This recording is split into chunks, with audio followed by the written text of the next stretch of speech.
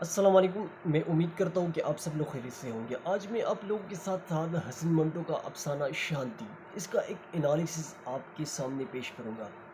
تو سب سے پہلے منٹو کا جو یہ افسانہ ہے، یہ جنسی موضوعات پر لکھے گئے افسانوں میں سب سے اہم اور بہترین افسانہ ہے۔ اور اس کا پس منظر کچھ یوں ہے۔ اس کی بنیادی دو کردار ہے، ایک مقبول ہے اور دوسرا شانتی ہے۔ شانتی جو ہے سری نگر میں ایک دھوکہ کے ہاتھوں جنسی تشدد کا نشانہ بن جاتی ہے، پھر وہ دل برداشتہ ہو کر ممبئی آ جاتی ہے اور یہاں پر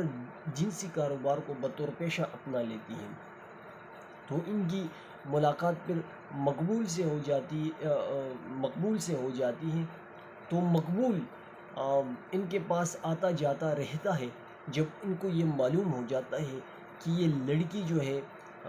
کسی نے ان کو دھوکے بازی میں ان کو پھنسا کر اور اس پیشے پر اب یہ مجبور ہے، تو مقبول ان کی اس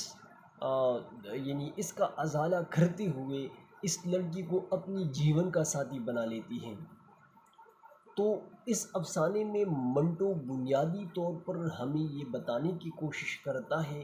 کہ جتنے بھی مجبور لاچار عورتیں ہیں، اگر ان کی مجبوریوں کا ازالہ کیا جائے تو معاشرے میں ہم یہ جو جنسی کاروبار ہے، یہ جو جنسی مسئلے مسائل ہیں، ہم ان کو کم کر سکتے ہیں۔ تو اس افسانے کو پڑھتے ہوئے ہم نے ان سے بنیادی طور پر 4 پوائنٹ نکالے ہیں خلاصے کے طور پر۔ تو چلو چلتے ہیں، ان پوائنٹ کو میں آپ لوگوں کے ساتھ شیئر کرنے والا ہوں۔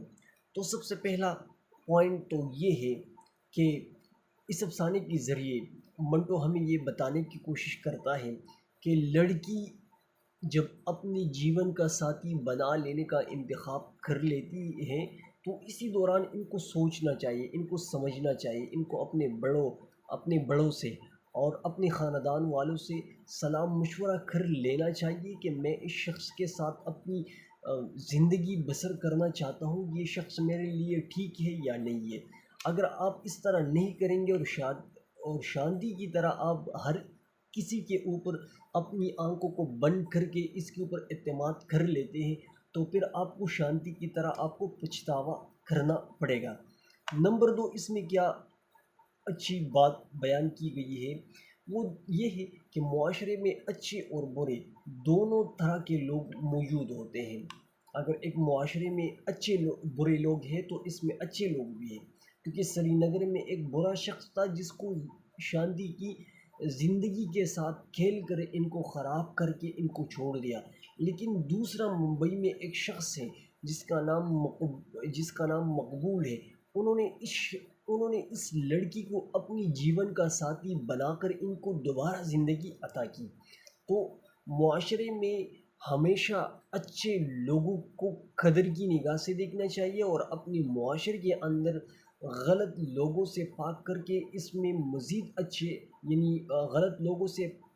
پاک کرنے کا ایک ہی طریقہ ہے، اور وہ یہ ہے کہ ہم اپنے معاشرے میں اپنے بچوں کی اچھی اور بہترین تربیت کر سکیں۔ تو یہ 2 بات ہو گئی۔ تیسرا اس میں جو پوائنٹ ہے وہ یہ ہے کہ اگر مجبور عورتوں ٹھیک ہے اگر مجبور عورتوں کا ازالہ کیا جائے تو ہم جنسی جو کاروبار ہے عورتوں کا، اس میں ہم کمی لے کے آ سکتے ہیں جس طرح مقبول نے کیا ہے۔ تیسری بات جو ہے وہ یہ ہے کہ جنسی بھوک جو ہے، جس طرح پیٹ کو بھوک لگتی ہے اس طرح جنس کو بھوک لگتی ہے۔ اگر اس بھوک کو وقت پر نہ مٹایا جا سکتا ہے تو پھر جو ہے لڑکی جو ہے نا یا لڑکا جو ہے پھر وہ اس کو یعنی غیر فطری طریقے کو اپنا لیتا ہے۔ مثال کے طور پر شانتی کے ساتھ جس لڑکے نے ان کو جنسی تشدد کا نشانہ بنایا، اگر ہم اسلامی اصول کے مطابق بات کریں کہ جو لڑکا یعنی بلوغت تک پہنچتا ہے، 18 سال کا ہو جاتا ہے، یا لڑکی بلوغت تک پہنچتی ہے اور 18 سال کی ہو جاتی ہے، تو ان کو شادی کر لینی چاہیے۔ آپ یہ نر سے یہ تقریباً 20-25 سال کا ہے، تو یہ گیپ جب آ جاتا ہے 18 سے تقریباً آپ 25 سال لے لیں، تو یہ 7 سال کا جو گیپ آ جاتا ہے، تو یہ جنسی بو پھر اسی طرح کی شکل کو اختیار کر لیتا ہے، پھر وہ آنکھیں بند کر کے اپنی جنسی بھوک مٹانے کے لیے کسی بھی شخص کے دھوکے میں آ سکتا ہے۔ تو ہمارے لیے ضروری ہے کہ اپنے معاشرے کے اندر ہم اس بات کو یعنی اسلامی اصولوں کے مطابق اپنا لیں۔ اسلام نے ان کا بہت اچھا جو ہے نا حل پیش کیا ہے کہ جو بھی لڑکا ہے یا لڑکی ہے جب وہ بلوغت تک پہنچ جاتی ہے تو ان کو شادی کرنے کا بندوبست کر لینا چاہیے، لیکن بدقسمتی سے یہاں پر رسم و رواج اور روایات وہ اتنے زیادہ ہو گئے ہیں کہ اب ہم یعنی زیادہ تر لوگ 30-30 سال تک پہنچ جاتے ہیں، تو پھر یہی گیپ جب آ جاتا ہے اس جنسی بھوک مٹانے کے لیے پھر لوگ غلط راستے غلط طریقے کو اپنا لیتے ہیں، جو انتہائی خطرناک یعنی اخلاق سے بھی